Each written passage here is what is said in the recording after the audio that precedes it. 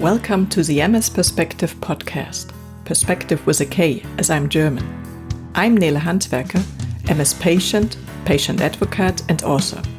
I'm bringing you interviews, inspiration and information about living with multiple sclerosis and show you ways how you can positively influence the disease and make the best out of your diagnosis. On ms-perspektive.com, you will find the show notes, 11 free tips as a PDF, and lots of other information. And now the show begins. This podcast is supported by Mid-Mission, a project of the nonprofit Hertie Foundation. Thanks for tuning in again and welcome to episode number 40, Autologous Stem Cell Therapy or aHSCT in MS, Facts and Experiences, an interview with Dr. Roland Martin. As former head of the section of neuroimmunology and MS research at the University Hospital Zurich, Roland played a key role in establishing this induction therapy in Switzerland and making it a health insurance benefit. But retirement is not on the cards. He is still affiliated with the University of Zurich and pursues research in the Institute of Experimental Immunology as an emeritus. Roland is also Chief Scientific Officer at Sclerosis AG in Schlieren, Switzerland, and continues to be associated with the Department of Clinical Neurosciences at the Karolinska Institute in Stockholm, Sweden. And now the interview begins. Hello, Roland. It's a pleasure to have you on the show and a warm welcome to Zurich. Yeah, thank you, Nele. I'm happy to be with you in your podcast and to answer questions about stem cell transplantation. Yes, very interesting topic. But before we get into the interview, before we dive deeply into autologous stem cell therapy, could you please introduce yourself to the audience so they know who is with me on the podcast today? Yeah. So I'm Roland Martin. I'm a neurologist by training and trained in Würzburg in Germany. And right after medical school, also performed some studies as a postdoctoral fellow in virology and immunology. And since then have been fascinated by research, patient care, multiple sclerosis particularly, but also other neuroinflammatory conditions, and trying to understand the basics of it and also finding new treatments. That in a nutshell is what I'm most interested in. Great. And what was your personal motivation for your career choice? Well, the personal motivation, I have to say I was very interested in starting in pediatrics because the mentor that I had in virology and immunology was also a pediatrician and very gifted person in all three areas and somebody who very much impressed me and whom I also wanted to follow. But then when I was done with my postdoctoral fellowship, there was no pediatric position available right now where I wanted to go. And then I switched to neurology because there were also interesting topics in neuroimmunology particularly. And that's how I ended up there. Also an interesting field, but it was not my first choice. Okay, but we are lucky you ended up there. Before we really dive deep into the topic, I would like to start with understanding what autologous stem cell therapy is. Could you provide a brief overview of what aHSCT means and how it is used in the treatment of multiple sclerosis?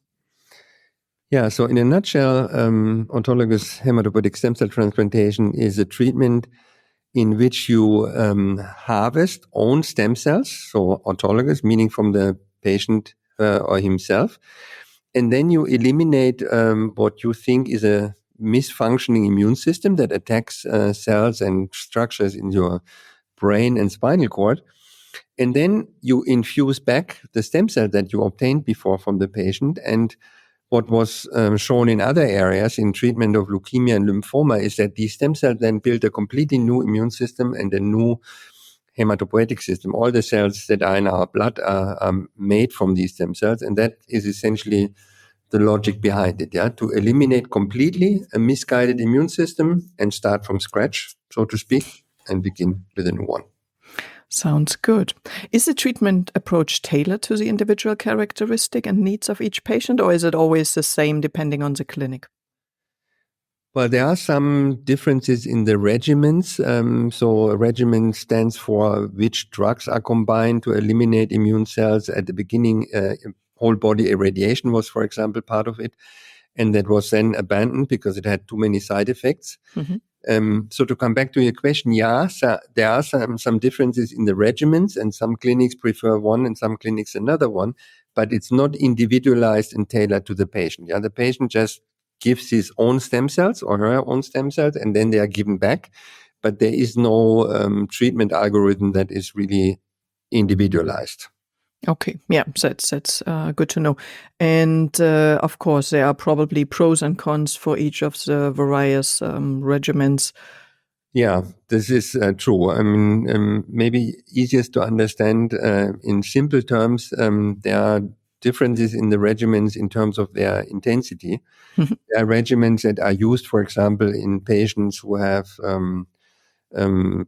end-stage breast cancer and get treated very heavily with immunotherapy. And then you reconstitute the immune system with autologous or allogeneic, usually autologous stem cells. And then in leukemias, you sometimes use so-called myeloablative treatments, meaning you really eliminate every immune cell. And then, unless you give stem cells back, the patient would die from it. He or she would not generate any new immune cells. In the regimens that we use in MS and other autoimmune diseases, if you waited long enough, the immune cells would come back. Okay, but you would need to be separated from everybody else. 5-6 months, and the individual would have to be, really in close confinement to be shielded from everything in the environment. And when you give the stem cells back, it takes only a few weeks until the protection is back. Yeah. Okay. That's the main difference. And the ones that we use are lymphoablative, so they eliminate primarily lymphocytes, but not every immune cell. Okay, thanks for clarifying that. What specific criteria is considered when determining if a patient is suitable for autologous stem cell therapy? Yeah, this has been examined quite a bit in the last 20-some years that the stem cell transplantation is used now and has been refined with a better understanding of MS.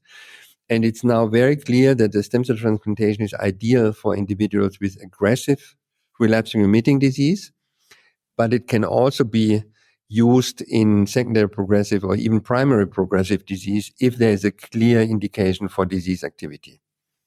So the best ones are aggressive relapsing remitting disease patients, and then in the progressive ones, one very needs to look in a very detailed way. Is there any disease activity that still can be eliminated? Or is it a disease that is already in a phase where nervous system tissue has so much damage from inflammation before that it goes kaput, so to speak, without any further inflammation or little inflammation? Sounds good, yes. Let's come to the patient experiences and outcomes from the perspective of someone living with MS. What can they expect from autologous stem cell therapy in terms of long-term disease progression, symptom improvement, and quality of life? Yeah, this is these are all good points. And maybe first, if you transplant a person who has aggressive disease and is within the first 10 years of having been diagnosed with MS, then the chances of not only completely stopping, but even improving certain functions again is very high. And in the majority of patients, the treatment effect lasts forever, meaning they never need a treatment again. It's a single treatment, and once the immune system is reestablished, they don't need to be treated again.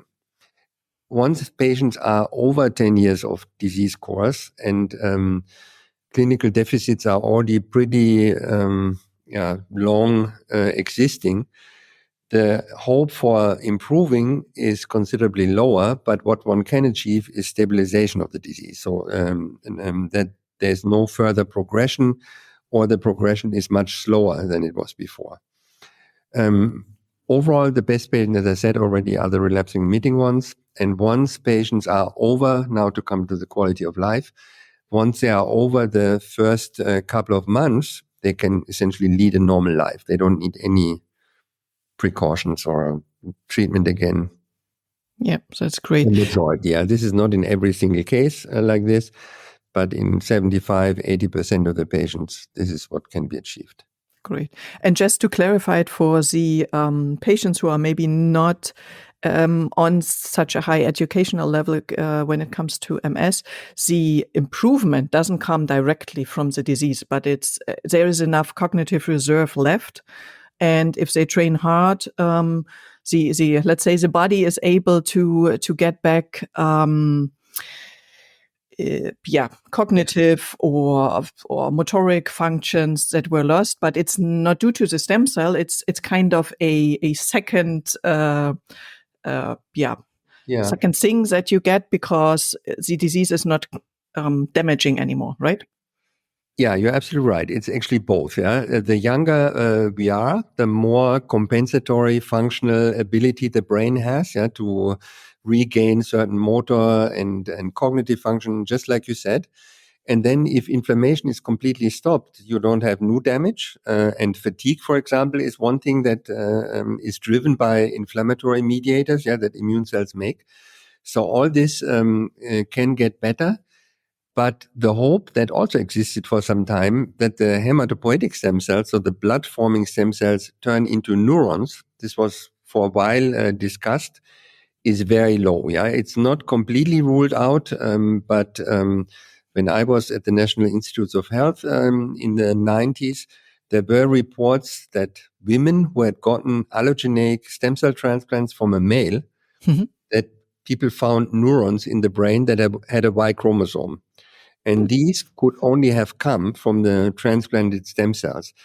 But after a while, this was not followed up anymore. I think in the moment, the belief that stem cells from the blood can turn into brain cells is not anymore the case. So it's like you said, it's functional compensation, retraining, regaining abilities that have been lost because certain areas of the brain are still plastic enough to take over functions that other areas provided before. That's what it is. Great. Yeah, thanks.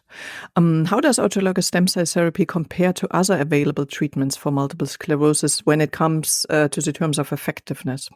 Yeah. So when I started, there was no treatment available in MS. Yeah. So this was a very sad often that patients came already diagnosed and quite disabled, and everybody had told them you have MS, nothing can be done anyway. Now we have a lot of good treatments available, some of them very effective, but the treatments that are most effective, for example, the antibodies against CD20 that eliminate B cells, they work very well for a couple of years and maybe even longer than that, but they have one problem that the longer you eliminate B lymphocytes, your antibody titers go down, and in a substantial fraction of patients, at some point, there's not enough antibodies anymore, and patients develop urinary tract infections, pneumonia, and then you have to stop with these highly effective conventional approved therapies. Otherwise, I think they're overall very good. When you now want to compare to the stem cell transplantation, there have not been large-scale phase 3 trials with stem cell transplantation with 1,000 patients, like is common now with the new drugs that we get into the clinic. But in smaller trials and following many hundreds of patients over time, the stem cell transplanted patients usually had a number of treatments already before that they failed. So they are completely different collective. They were not receiving just one drug in a clinical trial, but they had already failed 3 or 4 treatments before. That's one thing. And usually they were also already more disabled and advanced in the therapy. And nevertheless, stem cell transplantation compares better even to the best available therapies.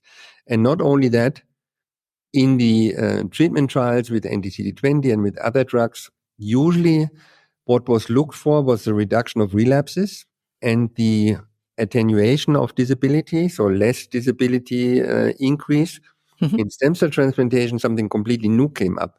Many patients improve, which was something that before we didn't really look for, and did not also measure in these clinical trials.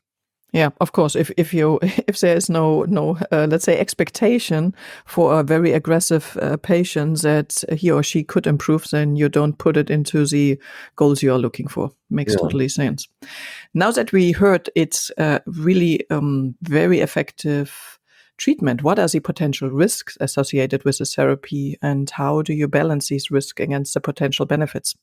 Yeah, this is a very important part to discuss in great detail with patients, to make sure that they fully understand what they are getting themselves into in terms of risks and long-term expectations. And just to try to explain you one thing, for example, at the beginning that was always asked, what is the mortality? To give you a frame, in allogeneic stem cell transplantation for leukemia, for example, the mortality is in the range of 10 to 13, 14%. Yeah, so it's a substantial fraction of the patients who die from side effects of the transplantation. Mm-hmm. In autologous stem cell transplantation, until the year of 2000, it was in the range of 7% mortality. Up until 2008, this was a milestone review by Riccardo Saccardi in Florence, the mortality had gone down to 1.2%, something like this. And since then, this is now already 15 years ago, mortality has continued to decline because the transplanters have gotten better. They know better what to look for. Also in MS patients, MS patients have different problems than a leukemia patient who usually are not motor compromised with respect to motor function. And now we are, as far as mortality, and I'm only talking about that right now, about 0.2%, meaning if you had 1,000 patients that were transplanted, 20 would die from it. Yeah. So it's still not trivial, but it is if you have an aggressive disease and you expect to sit in a wheelchair or be even more disabled or die from your MS in the next 5 to 10 years is something that can be considered into the equation. Yeah. So you have to consider that and make a conscious decision about that. Having said that, the most risks that the stem cell transplantation has are the following. Around the treatment, when all the cells are eliminated, the side effects of the drugs that you get damage, for example, the epithelium in the gastrointestinal tract. Almost all patients have problems with diarrhea, with transient issues of inflammation and infection in the gastrointestinal tract. So that is an immediate thing that happens. It can be partly prevented, but is something that really quite frequently occurs in the first 2 to 3 weeks. Other things that can come, about 30%, particularly young women, become infertile from the chemotherapy. Yeah. So the discussion whether a wish to become pregnant and have children is very important. Obviously, nowadays you can harvest eggs before. In males, it's much more simple. You harvest sperm cells and freeze them away. So for women, it's more complicated, but it can be done. Mm-hmm. It has to be done. Yeah. If a woman is in the beginning of the 20s, the likelihood of getting infertile is much lower. But the higher the age gets to 35, 40, the higher the risk of suffering from infertility afterwards. And if the patient still wants to have a child, this needs to be planned. Yeah. Other issues are on the long run. There is in the lower percentage range that one could get a secondary tumor from the chemotherapy. This is well known from using these drugs in other contexts. It's low and certainly not a major concern, but it has to be discussed. And also in about probably 5% of the patients, there can be secondary autoimmune phenomena of the thyroid. Yeah, this is now very well known to MS specialists because one of the drugs that we use, alemtuzumab, up to 40% of the patients develop secondary autoimmune phenomena, also mainly thyroid. This is much less with stem cell transplantation, but it's not zero. But it's more or less good treatable, isn't it? Yes, it's very well treatable. Yeah. So in that respect, if you consider this very invasive treatment, you're not too worried about this part. Yeah. Mm-hmm. But it's something that you need to know. And then, as we had briefly talked about before we went online, what we have experienced in our last 5 years is that patients who have false expectations of what the treatment can achieve, it's very important to discuss that very openly with them, and maybe also involve a psychiatrist or a psychotherapist, and make sure that patients know very well what they are getting into and what the potential outcomes are. Yes, because not everybody will have let's say, best effectiveness. No. And you need to know what is the lowest you might get, Yes. and the highest risk you might get into. And everybody has different expectations for quality of life and what you want to achieve, and that has to be very carefully weighted. And as you mentioned before, you have to still keep on working to rehabilitate. Yeah. It's not, you cannot sit in a chair then and watch TV whatsoever, but you have to do rehabilitation. You have to look for your diet. You have to exercise, doing all that, right? Yeah, this is essentially, I think, part of the normal holistic, quote unquote, treatment of the disease, that the patient should be fully motivated and really use everything also that they can do by themselves, that every normal individual also should do. Consume a good diet, be active, and prevent aging prematurely by sports. And of course, as a patient who has a disease that affects our physical abilities, this is even more important. It's something that should be part of the treatment, for sure. Absolutely. How do you monitor patients post-treatment, and what kind of follow-up care is typically required? Yeah. So the treatment lasts usually, depending a little bit on the transplanter's experiences and needs. Usually the inpatient time is somewhere between 2 and 4 weeks. So the stem cells are mobilized and the patient can go home again. Then they receive the chemotherapeutic treatment. And after that, the stem cells. And then there are a few days completely unprotected and have to stay really in the hospital, which is usually up to 2 weeks, although the risk is relative with autologous stem cell transplantation. And then they can go out again and essentially lead a normal life, maybe avoiding, now in the season of flu, going into the tram unprotected, and being in places where the likelihood of acquiring something at the beginning is very high. And after this inpatient period, we see the patient monthly. Mm-hmm.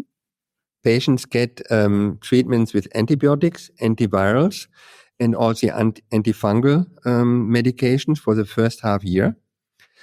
And after half a year, vaccinations restart, because essentially the immune system has forgotten many of the vaccinations and infections that he or she was exposed to before, and they have to get vaccinated again like a child, And then after 6 months, it's sufficient to do another exam after 1 year, and then we go to yearly exams. Great, yes. But at the beginning, you have to take a lot of pills in order to protect yourself. Yes, and this is an issue, hopefully, where also in the future improvements will be achieved. That this reconstitution of the gut microbiome and the antibiotics and the protection that is needed to avoid infections is hopefully going to be improved further. Sounds good. I think people would be interested in that. Why is the Swiss healthcare system willing to cover the costs of the autologous stem cell therapy for certain MS patients? Because your system is doing it. We in Germany are not that lucky yet. Hopefully it will come in the future. Yeah, for me it was a little bit frustrating. I mean, we started with this when I was still at NIH, so around 2000. We began to use stem cell transplantation in MS patients, and at NIH, the treatment is paid. Patients come for research, so they get everything free there, but they are willing to participate in research studies. If you go out into a normal environment, then it's different from country to country. There are countries where it's based on expert opinion. So if a patient has very aggressive disease, they go to a specialized center. And if the physician there recommends stem cell transplantation in not a few countries, it will be paid for by the health insurance. Mm-hmm. There are other countries where this is not the case. In Switzerland, it was not covered. And quite a number of Swiss MS patients went to Moscow or to Israel or to Mexico and got stem cell transplantation there, sometimes with more benign protocols that were not really completely eliminating the immune system, and then they came back and either didn't have complete success, often they had, sometimes not. And then you are confronted with these patients and you don't really know what they got before, because often the documentation was not as detailed as we usually have it. And of course, it's for a country like Switzerland that is fairly wealthy, it is not a good sign if patients have to go to other countries and pay by themselves for a treatment that should more or less be standard. Yeah? And now comes the critical part. What the regulators in each country consider standard and approvable is quite different. And in MS, it has been completely established as a standard that in order to approve a treatment, that you need to run at least 2 so-called phase 3 trials. A phase 3 trial is a trial where you look for clinical efficacy, for example, reduction of relapses of the disease or no increase of disability anymore. And these trials are very large. They are in the range of 1,000 patients per trial, and they cost a lot of money, of course. Yeah. And when you see, even in wealthy nations, the organizations that support public trials, they will fund something that costs maybe 2 million, maybe up to 10 million, but not 500 million. Yeah? So trials like that will never be conducted with a treatment that only involves drugs that are not patent protected anymore, that nobody gains anything with. Yeah, it's very, very simple. And stem cell transplantation anyway is more a procedure than a drug that you have in a box like pills or an infusion. And the drugs are very, very cheap that are used for it. So phase 3 trials, even though there are 2 or 3 that have been started, small ones that are publicly funded, we will never see large-scale phase 3 trials.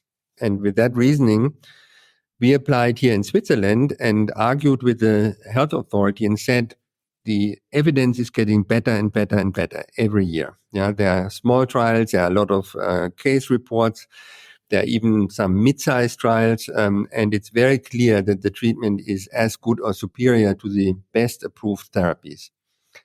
And this logic, with all the literature that we provided, convinced the Swiss authorities to approve it. At the beginning, the first 5 years, it was only approved in Zurich. We're the only ones who could do it with the hematologists in Zurich. And now in July, as of this year, it has been approved also for other MS centers in Switzerland. Yeah, so a patient can now, in the French-speaking area, in the Ticino, they can go to their local hospital and can get the treatment close by, and it is approved and paid for, which is great. There hasn't been an explosion of stem cell transplantations, yeah. So because the choices are made very, very carefully, but it is available now, yeah, which I think is very nice. And I hope that I know from Christoph Hesen and from others in Germany about the initiative there. I hope that these German health authorities will also understand this reasoning, yeah, because it's a standard therapy that is used in stem cell in leukemias and lymphomas thousands of times every year. Yeah? So it's not something that is a weird treatment that nobody knows about. Yeah. Yes, and there's already quite good data, of course, not in that large numbers, but quite good data available. Several thousands now, yeah, that are well documented. Yeah. What are the challenges of including autologous stem cell therapy into the healthcare system for defined MS patients in other countries, and how can these be addressed? Yeah, I think the main point is really when I began with neurology, neurologists were very treatment averse, meaning different from pediatricians or from internal medicine experts. They were not usually trained to use a broad armamentarium of drugs, particularly not invasive drugs. Yeah? So cortisone was the only thing that you would find in textbooks, and maybe a few others for Parkinson's disease and a few other medications. But overall, this only grew over time. Yeah, now neurologists are very frequently giving infusion therapies that were used in other diseases before. So they have become much more proactive, yeah, and open to treatments like this. This is an important factor for sure. And now you asked something else.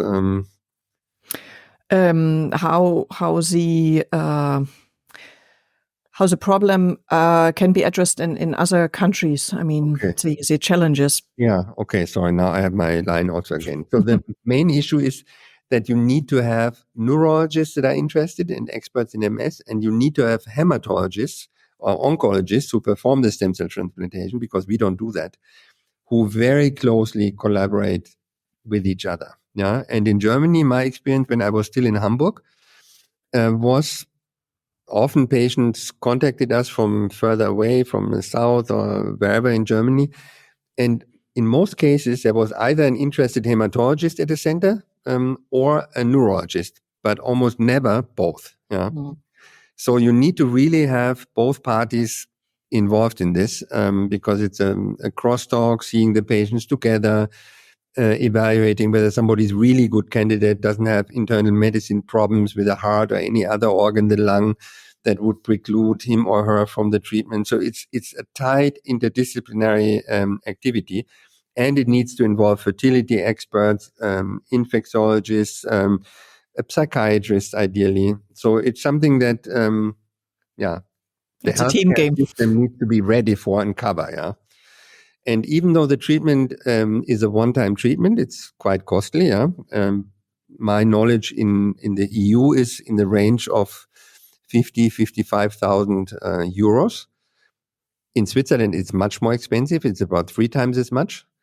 But if you take conventional treatments and follow all the follow-up exams and the labs testing that has to be done, already after a few years, it pays off. So it's socioeconomically not something that would burden the healthcare system disproportionately. Yeah. Yes, and you have to. And if you really make MS, then you would have to take into account that people with MS who are not well treated can't work at a certain point anymore, and then the costs are even higher. Absolutely. If you take not working, the loss of quality of life is more immaterial. But if you take all that together, it's much more expensive to have a patient who is severely disabled and somebody who is treated well and never reaches a certain disability grade that precludes him or her from working and all these things. So, yes, you're absolutely right. Okay. But it's really a team game, and probably most of the time it will be something specialized to university hospitals where you have all these different type of specialists all together. But of course, they need to work together and need to be willing and interested. Yeah. And on the hematology side, it's really more a standard therapy. It's more that the neurologist needs to be knowledgeable, trained, have the whole treatment armamentarium at hand, and balance the risks as best as possible, and know really a lot about MS. Doesn't have to be a university hospital, but you have to have an expert. Yeah. What do you see as a future trends in stem cell therapy for multiple sclerosis, and how might these impact patient care? Yeah, I think in the last couple of years, cellular therapies have become more and more interesting, and there are now several that are used for tumor therapy. In autoimmune diseases, now people think about adoptive therapy with certain lymphocyte populations. And stem cell therapy, if one were able to eliminate the risks from the conditioning regimen, from these drugs that you get, it would be something that you could, of course, use in many more patients. Yeah.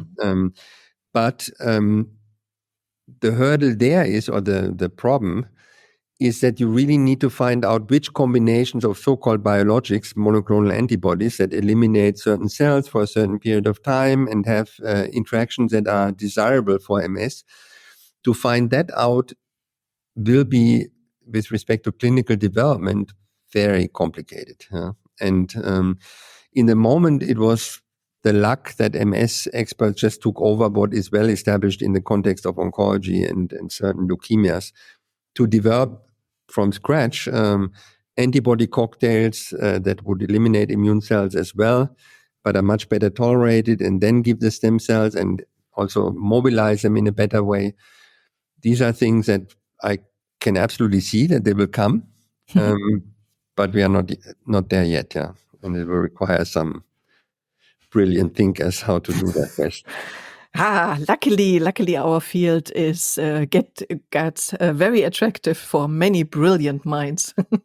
That is true, yeah. And neurology was always perceived as a complicated, difficult area to develop treatments, but MS is the prototypic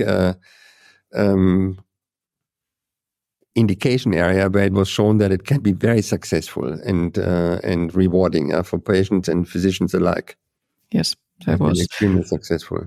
Of course, most listeners won't have joined that one, but at ACTRIMS there was a very, very inspiring speech by Stephen Hauser, who showed a picture of the beginning where 3 people, and then at one point, 20 or 40 people were talking about MS, and now that he is going to retirement, it's, what was it? 4,000 people at ACTRIMS or 6,000? 9,000, yeah. So, and it has already been bigger. Yeah, but I remember very well the first ACTRIMS that were in a lecture hall, 150 people together. That's how it started. So. Yes. So it must be due to the very lovely MS patients. No, it's a field where you can actually achieve something, and of course that makes it is more joyful if you can really help people. And you're right. Yeah, when I came to the States, we had in Germany still this paternalistic way of the physicians thinks about the patients and what is good for him or her and tells them what to do. And in the States, it was already patients who are very actively informing themselves, coming with own ideas, questioning you. And this is now, fortunately, the standard, yeah, that patients are usually very well informed about the different treatments and also nutrition and all kinds of things. So it's, like you said, it's a very rewarding experience to have a tight interaction and hoping to fight this battle together, yeah. Yes, and for the best outcome. Yeah, absolutely. Yeah. How do you ensure that patients are well informed about the procedure, its potential outcomes, and the associated risks? Yeah, this is very, very important and takes time. Yeah, so usually a patient is referred from a neurologist outside, or it's somebody from your own patient cohort that you follow.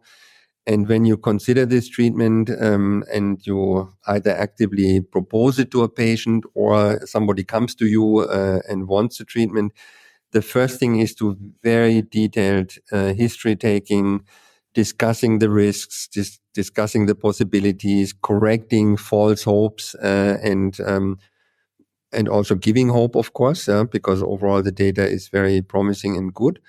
But this exchange takes time. Yeah, so we usually spend really several hours with the patient. This is only the first time. When we then feel we have all the data together about imaging, the clinical course, the wishes, and other medical problems or not of a patient, then we bring the patient back. Yeah, then discuss him or her with the hematologist. And then they look for issues like, for example, pulmonary problems or problems of the heart that would pose a risk with the drugs that are given, gastrointestinal, whatever. We also routinely involved fertility experts and psychiatrists, as I mentioned to you at our center. And then if everything looks good, then the treatment can begin. And we also follow the patient closely when during the inpatient time. Yeah, go there every day and discuss with the physicians potential problems. Yeah, one thing, for example, if you have a transient fever from either a side effect of one of the drugs, the antithymocyte globulin does that. Patients can have an UTOF phenomenon. Yeah, this is something that no other disease area that the stem cell transplanters have. So one needs to explain to them that temperature needs to be lower to make sure that patients do not have transient worsening of their disability, and it's misinterpreted. Yeah, has nothing to do with new disease activity, but it's purely due to elevated body temperature, things like this. Yeah, so it's a very involving path together. I can imagine. Which rapidly afterwards gets less. Yeah, so yeah, the high burden is at the beginning, and then it lowers down with each year.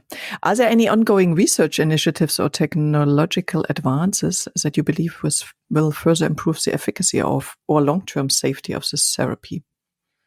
Yeah, there are multiple things that have been learned by doing. Yeah, for example, that certain infections that we carry around with us, like Epstein-Barr virus infection, varicella zoster that causes shingles, that they can be reactivated after the stem cell transplantation when we are transiently not fully protected.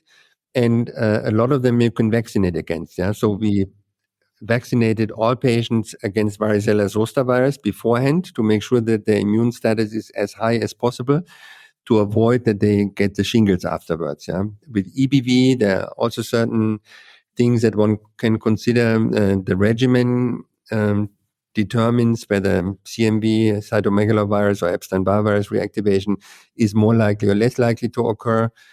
The antibiotic therapies have clearly been improved. And then there are also groups that still examine which treatment regimen is the best. Yeah, so far it was the more invasive, the more effective. Mm-hmm. But there's clearly a threshold. There's a group in Canada working on a myeloablative treatment, meaning it is so severe that it really destroys all the immune cells.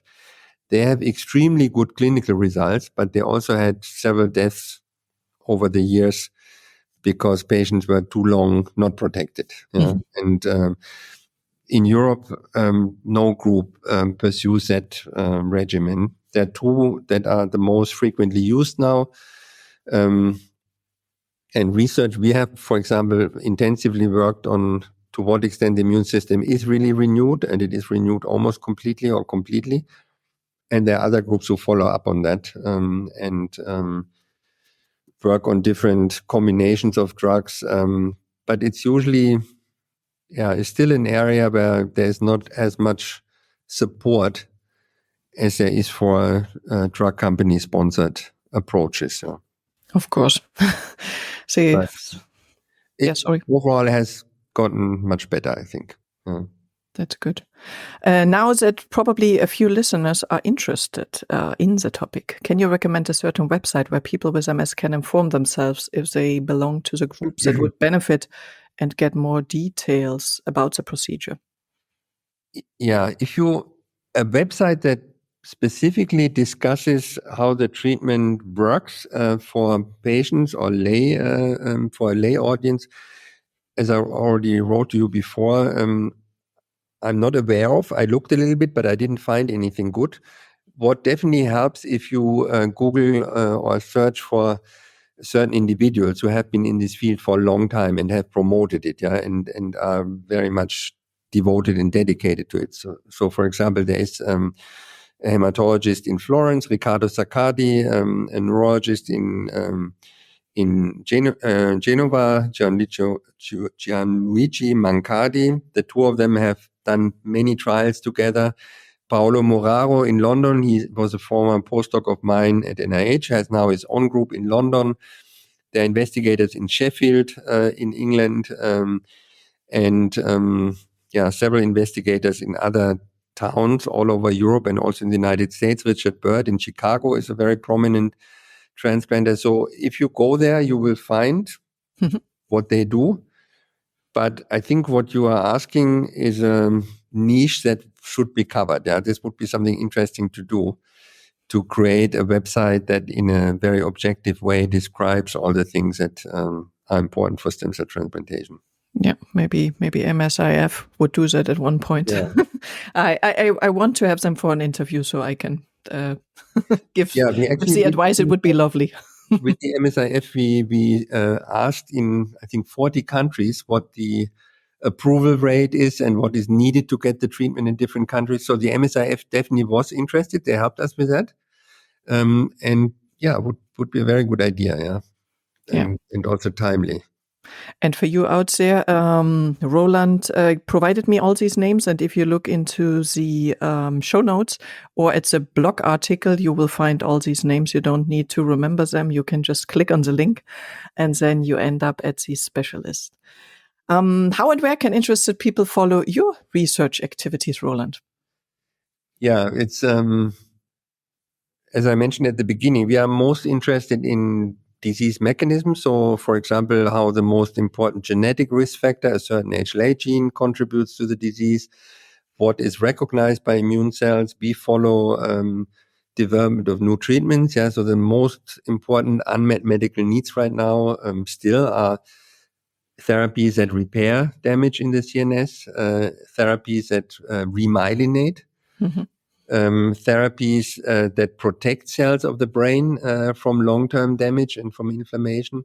And then what we specifically work on is a treatment to re-establish tolerance in the immune system. So it's working completely differently than the stem cell transplantation, where you eliminate everything, then hope that it comes back tolerant. In the tolerance-inducing therapies, you very specifically correct only those cells in your immune system that attack the brain.